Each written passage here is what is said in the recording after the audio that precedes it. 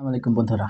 আমরা আগের এপিসোডে কিছু ক্লিপ দেখতে পাই যে ইউহাও কাঁদতে কাঁদতে টাঙ্গুরানের কাছে চলে যায় এবং সে তার দলকে বলছে, আমি তোমাদের গাইড করবো। মিন্টু মাউন্টেনের উপরে 10 লেভেলের সোল গাইডেন্স টুল রয়েছে, যা একজন ডলুকেও সিরিয়াসলি ইনজুরি ও মেরে ফেলতে পারে। তাই বলে ইউহাও চলে যেতে থাকে। আরও বলে, আমি মিন্টু মাউন্টেনের উপর স্যাটেলাইট স্থাপন করবো, সানমুন এম্পায়ারের স্যাটেলাইটের উপরে, যার রেঞ্জ হবে প্রায় 6000 কিলোমিটার।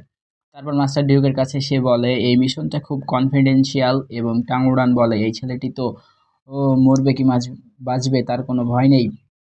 নতুন এপিসোডের শুরু হয় যেখানে মাস্টার ডিউক তাকে নিয়ে আকাশের অনেক উঁচুতে উড়ে যাচ্ছে এবং বলছে, আমার রেঞ্জ 5000 কিলোমিটার, তারপরে তোমাকে একা যেতে হবে। খুব কষ্ট করে হলে আমি 5500 কিলোমিটার পর্যন্ত তোমাকে নিয়ে যাব। মাস্টার ডিউক ইউহাও মাস্টার ডিউকের পানে তাকিয়ে বলে, এটি আমার বাবা, কিন্তু পরক্ষণে বলে না। মাস্টার ডিউক বলে 6000 কিলোমিটার পর্যন্ত যেতে হবে এই মিশনে। মাস্টার ডিউক বলে 6000 কিলোমিটার যেতে হবে। সে ইউহাওকে বলে, এই মিশনে ফার্স্ট হলো সেফটি, তারপর মিশন।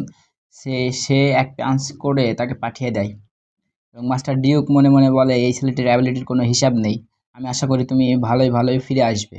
ইউহাও যাওয়ার সময় হঠাৎ ডিভাইন রিয়েলমে পৌঁছে যায়। সে দেখে তা চিনতে পারছিল না, কিন্তু ট্যাংমিং একবারে দেখেই তা চিনে ফেলে এবং ইউহাওকে বলে, তোমার গড হওয়ার চান্স রয়েছে। আমরা এবং সেই গডকে দেখতে পাই জাকির আগেরবারও দেখেছিলাম, কিন্তু ঝাপসা আকারে, এবারেও ঝাপসা আকারে দেখি। কিন্তু মাঝখানে ডিটিয়ান এসে সেখানে বাধা দেয় এবং তার কানেকশন কাট হয়ে যায়। টিয়াংমিং রেগে গিয়ে বলে, এটি দিয়ে মোট 2বার হলো ডিটিয়ান তোমার গড হওয়ার রাস্তায় বাধা দিচ্ছে। ইহা বলে, আমাকে অন্য কোনো রাস্তা বের করতে হবে যেন ডিটিয়ান আর বাধা না দিতে পারে। অপরদিকে ডিটিয়ানকে দেখতে পায় যে রাগান্বিত হয়ে বলে, 8 লাখ বছর ধরে আমি এই সুযোগের অপেক্ষা করছি, কিন্তু আমার একবারও তা আসেনি। আর এত অল্প বয়সে এই ছেলেটির সেই সুযোগ 2বার চলে আসলো, কারণ সে একজন মানুষ আর আমি একজন বেস্ট। এই বলে সে হ্যাভেনের উপরে অনেক রাগান্বিত হয়েছিল। সিন শিফট হয়ে ইউহাওয়ের কাছে দেখায়। সে বলছিল, আমি সোল ডিটেকশন চালু করলে ধরা পড়ার চান্স রয়েছে। আর একবার এখান থেকে যখন ফিরে যাবে তখন সে একে একে সব সোল ডিটেকশন টুলকে ধ্বংস করতে থাকে। সে তার গোল্ডেন আই বের করে মাউন্টের উপরে নজর রাখছিল এবং সামনে দেখছিল একটি ব্যারিয়ার দেওয়া আছে। ব্যারিয়ার ব্লাস্ট হয়ে তার দিকে আসছিল, যেটি ওর লোকেশন করছিল। ইউহাও ওখান থেকে পালিয়ে জানা হয়ে গেছে এই ডেথ গড টুল কিভাবে কাজ করে। তা জানার পর সে এখান থেকে চলে যাওয়ার আগে কিছু ভাবে যে কিছু বড় কিছু করার দরকার, এবং এ সম্পর্কে সে আগেই কিছুটা হলেও জানতে পেরেছিল মাস্টার জি1-এর কাছ থেকে, এই যে এই সোল ডিটেকশন টুলস কিভাবে কাজ করে। ইহা সব সোল ধ্বংস করার চেষ্টা করছে।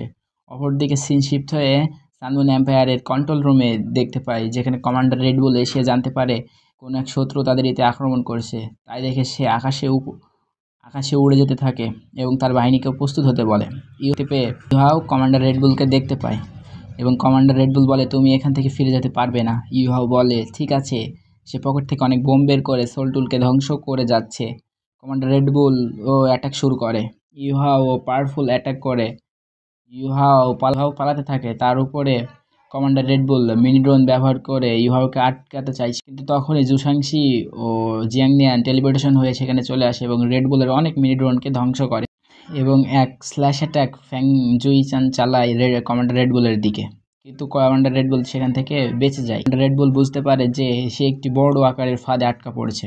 কমান্ডার রেডবুল তার মিনি ড্রোন ব্যবহার করছিল যে অ্যাটাকটি ইউহাওয়ের উপর লাগার আগে টাঙ্গুরান এসে তার গোল্ডেন ড্রাগন বাটারফ্লাই রূপে। ইউহাও তা দেখে শক খেয়ে যায়। এটি তার মার্শাল সোল এবং ওর কাছে 1 লাখ সালেরও বেশি সোল রিং আছে। টাঙ্গুডন হেড অ্যান্ড হেড ফাইট করছিল কমান্ডার রেডবুলের সাথে। এই দেখে ন্যানকিউ আর সবাই তো অবাক হয়ে দেখছে, কারণ কমান্ডার রেডবুলের লেভেল হচ্ছে 93 আর টাঙ্গুরানের লেভেল হচ্ছে তার চেয়ে অনেক কম।